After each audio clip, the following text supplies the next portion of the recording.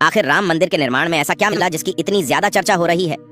जब नासा के वैज्ञानिकों को इन चीजों के बारे में पता चला तो वह भी हैरान रह गए। और सबसे बड़ी बात की, जब आपको इनके बारे में पता चलेगा तो आपके भी रोंगटे खड़े हो जाएंगे। एक बात और की, इस वीडियो को देखने के बाद आप भी अपने आप पर हिंदू और सनातनी होने पर बहुत ज्यादा गर्व करोगे। आखिरकार कई सालों के इंतजार की घड़ी अब खत्म हो चुकी है और राम मंदिर भी बनकर तैयार हो चुका है।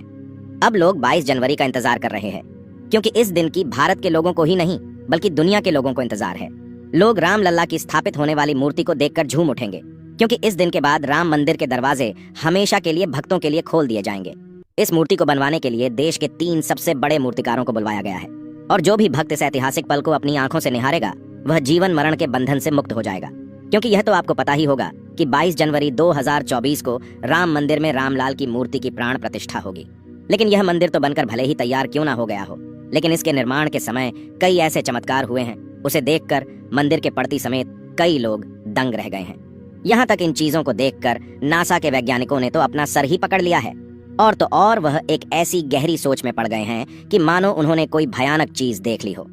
आज की इस वीडियो में हम राम मंदिर के बनते वक्त हुए उन चमत्कारों और रहस्यमयी चीजें के बारे में आपको बताएंगे, जिसे सुनकर शायद आप भी यकीन ना कर पाओ। आपको बता दें कि जब यहाँ मंदिर निर्माण का काम चल रहा था तब एक 1200 खांभों की ड्राइंग तैयार करवाई गई और अमेरिका से एक विशिष्ट वैज्ञानिकों की टीम को बुलवाया गया ताकि वे इसका निरीक्षण करके होने वाली हर एक कमियों को दूर कर दे और राम मंदिर की शान में 4 चांद लगा दे।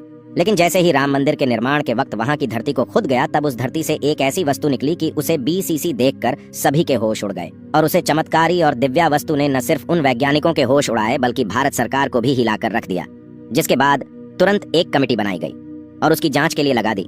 लेकिन उसके बाद कुछ ऐसा हुआ कि वे सभी भी प्रभु श्री राम के भक्त बन गए। दरअसल यह बात है राम मंदिर के निर्माण के समय की, जब अमेरिका से थॉमस नाम के एक वैज्ञानिक भारत में राम मंदिर निर्माण कार्य के दौरे पर आए हुए थे। यहाँ आकर उन्होंने देखा कि राम मंदिर का निर्माण कार्य तो काफी चल रहा है, जिसके बाद उन्होंने अपना रूटीन काम फिर से करना शुरू कर दिया और अपना काम करना शुरू कर दिया। अपने काम करने के दौरान जैसे ही उनकी नजर मंदिर परिसर की तरफ गई तो उन्हें एक ऐसी जगह दिखाई जहाँ पर वहाँ धरती नरम पड़ी हुई थी। देखने में वह धरती वहाँ की जगह से पूरी अलग ही दिख रही थी। थॉमस को अपनी अंतरात्मा से कुछ अलग सी प्रेरणा मिलने लगी और तुरंत थॉमस ने अपने मजदूरों को वहाँ की खुदाई करने को बोल दिया। एक बार के लिए तो मजदूर भी हैरान हो गए कि ऐसी धरती की वह खुदाई क्यों करवा रहे हैं, लेकिन मजदूरों को तो उनका ऑर्डर मानना ही काम था, इसलिए उन्होंने बिना कुछ सवाल किए खुदाई शुरू कर दी। जैसे ही वहां पर खुदाई शुरू हुई, कुछ ही देर बाद उस धरती से पानी का प्रवाह शुरू हो गया। उस बहते हुए पानी को देख खुदाई करने वाले मजदूर परेशान हो गए, क्योंकि पानी के अंदर खुदाई करना मुश्किल ही नहीं बल्कि नामुमकिन सा हो जाता है। लेकिन जब इस पानी का सर्वेक्षण किया तो पता चला है कि यह पानी तो पास ही में बह रही सरयू नदी का पानी है। वे लोग यह समझ नहीं पाए कि यह माता सरयू का आशीर्वाद है कि वह खुद राम मंदिर के निर्माण में सहयोग कर रही थी। इस पानी ने सभी वैज्ञानिकों को एक गहरी सोच में धकेल दिया। वे यह सोचने लग गए कि अगर ऐसे ही पानी निकलता रहा तो जहां एक भव्य मंदिर का निर्माण कैसे हो पाएगा, क्योंकि एक पानी वाली सतह पर मजबूत मंदिर बनवाना कोई हंसी खेल की बात नहीं थी। उस समय सभी के दिमाग में एक ही बात थी कि सरयू नदी का मंदिर की भूमि के नीचे मिलना कोई चमत्कार है या फिर कोई कुदरत का करिश्मा, यह कोई भी नहीं जानता था। आखिरकार जब कोई भी समाधान नहीं मिला तब सभी मिलकर श्री राम से प्रार्थना करने लगे, क्योंकि जाहिर सी बात थी जब तक वो माता सरयू के पानी की धारा बंद नहीं होगी तब तक आगे का काम शुरू नहीं किया जा सकता था। लेकिन अगले ही दिन श्री राम ने उनकी पुकार सुन ली और माता सरयू का पानी स्वतः ही बंद हो गया और एक बार फिर राम मंदिर का निर्माण कार्य जोरों शोरों से शुरू हो गया। और यह काम इस कदर चला कि अब यहाँ अपने अंतिम छोर पर पहुंच चुका है, या यूं कहें कि यह पूरा तैयार ही हो गया है और 22 जनवरी को यहाँ श्री राम की प्राण प्रतिष्ठा भी की जाएगी। यह मंदिर इतना भाव बना है कि इस देखने के लिए भारत सरकार ने यहाँ पर एक अंतर्राष्ट्रीय हवाई अड्डा भी बनवाया है, ताकि देश और दुनिया के लोग सीधे ही यहाँ पर आ सके और इसे देख सकें।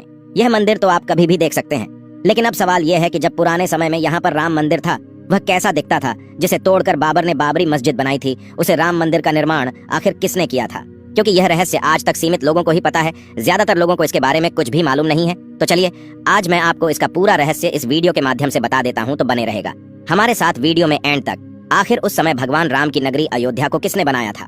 यह पवित्र नगरी हिंदुओं के लिए बहुत ही ज्यादा महत्वपूर्ण है, क्योंकि यहाँ पर स्वयं प्रभु श्री राम का जन्म हुआ था, इसलिए इसे राम जन्मभूमि भी कहते हैं। इतिहासकारों के अनुसार कौशल प्रदेश की प्राचीन राजधानी अवध को कालांतर में अयोध्या और बौद्ध काल में साकेत कहा जाने लगा। अयोध्या मूल रूप से मंदिरों का शहर था। हालांकि यहाँ खुदाई के वक्त आज भी हिंदू, बौद्ध एवं जैन धर्म से जुड़े मंदिरों के अवशेष देखे गए, जिसमें खंभों से लेकर हिंदू आकृतियां बनी हुई थी। अयोध्या नगरी में होने का वर्णन भी वाल्मीकि रामायण में मिलता है। कहते हैं कि भगवान श्री राम के जल समाधि लेने के पश्चात अयोध्या कुछ काल के लिए उजाड़ सी हो गई थी, लेकिन उनकी जन्मभूमि पर बना महल वैसे का वैसा ही था। भगवान श्री राम के पुत्र कुश ने एक बार पुण्य राजधानी अयोध्या का पुनर्निर्माण कराया। इस निर्माण के बाद सूर्यवंश की अगली 44 पीढ़ियों तक इसका अस्तित्व आखिरी राजा महाराजा बृहदबल तक अपने चरम पर रहा। कौशल राज बृहदबल की मृत्यु महाभारत युद्ध में अभिमन्यु के हाथों हुई थी। महाभारत के युद्ध के बाद अयोध्या उजड़ सी हो गई, मगर श्री राम जन्मभूमि का अस्तित्व फिर भी बना रहा। इसके बाद यह उल्लेख मिलता है कि ईसा के लगभग 100 वर्ष पूर्व उज्जैन के चक्रवर्ती सम्राट विक्रमादित्य एक दिन आखेट करते करते अयोध्या पहुंच गए। थकान होने के कारण अयोध्या में सरयू नदी के किनारे एक आम के वृक्ष के नीचे वे अपनी सेना सहित आराम करने लगे।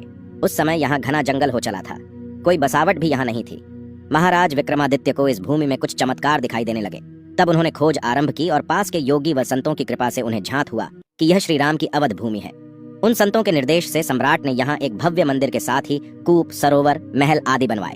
कहते हैं कि उन्होंने श्री राम जन्मभूमि पर काले रंग के कसौटी पत्थर वाले 84 स्तंभों पर विशाल मंदिर का निर्माण करवाया था। इस मंदिर की भव्यता देखते ही बनती थी। विक्रमादित्य के बाद के राजाओं ने समय समय पर इस मंदिर की देखरेख की।